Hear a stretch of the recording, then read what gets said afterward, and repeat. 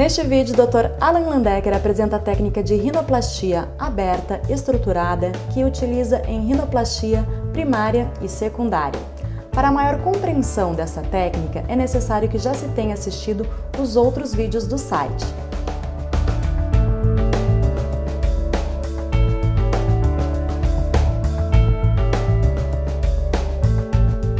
Atualmente, tentamos produzir um nariz que se adapte à face e à origem étnica do paciente, sem produzir o mesmo nariz para todos os pacientes.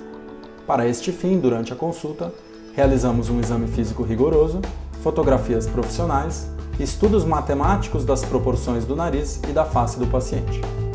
Essas fotografias são importadas para um programa de simulação computadorizada, onde os desejos dos pacientes são discutidos de uma forma bastante detalhada.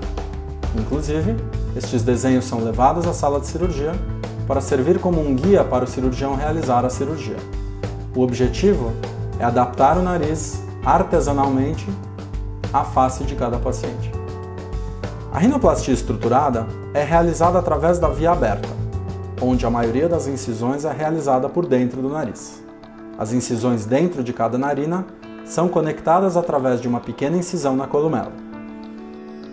Após realizar a incisão, a pele é cuidadosamente dissecada, separando-a dos ossos e cartilagens, oferecendo total exposição do esqueleto do nariz.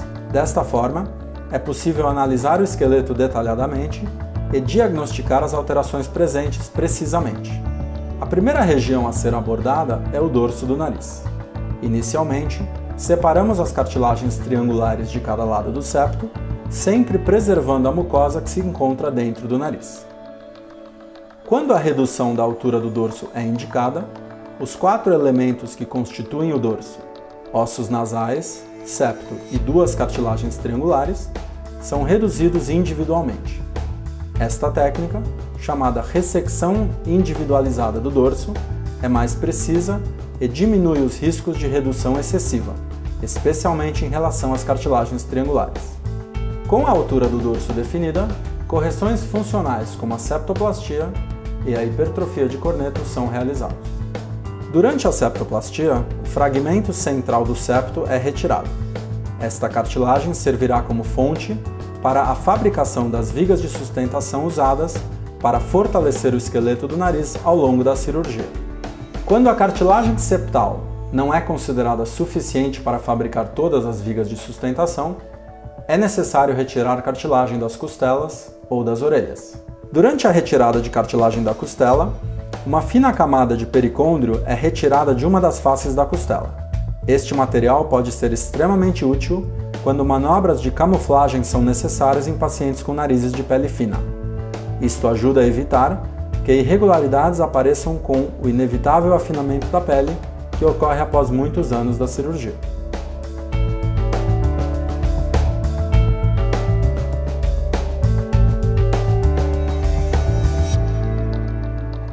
Neste momento, as cartilagens da ponta são reduzidas quando indicado. Isto é feito removendo a parte superior destas cartilagens, deixando pelo menos 5 a 6 milímetros de cartilagem para sustentar o peso da pele na asa do nariz.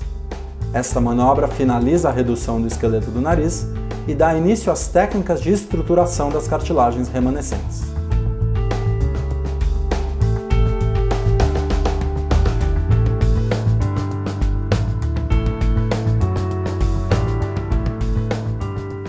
O processo de estruturação do nariz começa pela fabricação da coluna vertebral do nariz, técnica desenvolvida há 3 anos pelo Dr. Alan Landecker.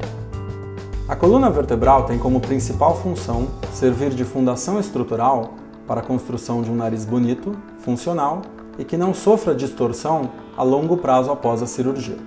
Ela consiste de 2 enxertos estabilizadores estendidos e uma estaca columelar integrada. Inicialmente, os enxertos são cuidadosamente esculpidos de acordo com as necessidades de cada paciente, sendo que a largura e comprimento de cada enxerto podem ser altamente variáveis. Após a escultura, os enxertos são fixados ao septo remanescente com fios finos de nylon, formando uma fundação estável para os ajustes estéticos que serão realizados pelo cirurgião. A posição da estaca em relação aos enxertos estabilizadores é cuidadosamente ajustada, pois a mesma determinará parâmetros importantes como a projeção e rotação da ponta nasal. A estruturação do dorso do nariz é finalizada através da fixação das cartilagens triangulares nos enxertos estabilizadores da coluna vertebral. Desta forma, o apoio central das cartilagens é reconstruído, evitando o colapso das cartilagens triangulares. Isto é fundamental para a manutenção das linhas dorsais do dorso e do ângulo correto entre as cartilagens triangulares e o septo. Este ângulo, de 10 a 15 graus, chamado de válvula interna, é o ponto de maior resistência à passagem do ar. A reconstrução do apoio das cartilagens triangulares manterá este ângulo aberto e evitará um aumento da resistência à passagem de ar neste local.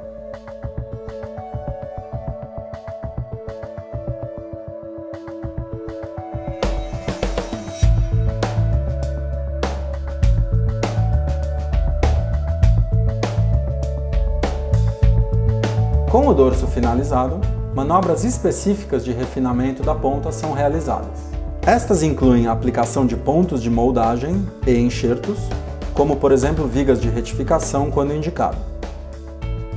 O objetivo é construir um tripé, convertendo pontas bulbosas ou quadradas numa ponta com aspecto triangular quando analisada da base, oferecendo ao paciente uma ponta refinada e elegante em todas as incidências de visão. Na fase final da escultura da ponta, as cartilagens já moldadas são firmemente fixadas com fios de nylon na estaca columelar da coluna vertebral do nariz. Como explicado anteriormente, a estaca columelar encontra-se firmemente fixada aos enxertos estabilizadores, determinando desta forma a rotação e a projeção da ponta do nariz. Como as cartilagens da ponta são fixadas a uma estaca estável, diminui-se o risco de alterações de posição e formato da ponta após a cirurgia. Em pacientes com pele fina, a cirurgia termina com a cuidadosa camuflagem do esqueleto da ponta do nariz usando o pericôndrio, fáscia temporal ou mesmo pequenos pedaços de cartilagem do próprio paciente. Isto é fundamental para evitar o aparecimento de irregularidades à medida que o inchaço vai sendo reabsorvido e a pele vai sofrendo o inevitável processo de afinamento após a cirurgia. A última etapa da cirurgia é o fechamento cuidadoso das incisões, usando fios finos e delicados. Para maximizar o conforto dos pacientes, pequenas placas de silicone com uma canaleta de ar embutida são colocados dentro do nariz. Isto faz com que não seja necessário utilizar o tampão, fazendo com que o paciente possa respirar pelo nariz após a cirurgia. Finalmente, uma esparadrapagem e uma tala metálica são colocados em cima do dorso do paciente, imobilizando os tecidos e diminuindo a formação de inchaço após a cirurgia. Estes curativos são retirados após 7 dias no consultório. Depois desse período, é fundamental que o paciente retorne frequentemente ao consultório para que o médico acompanhe a recuperação e o resultado da cirurgia.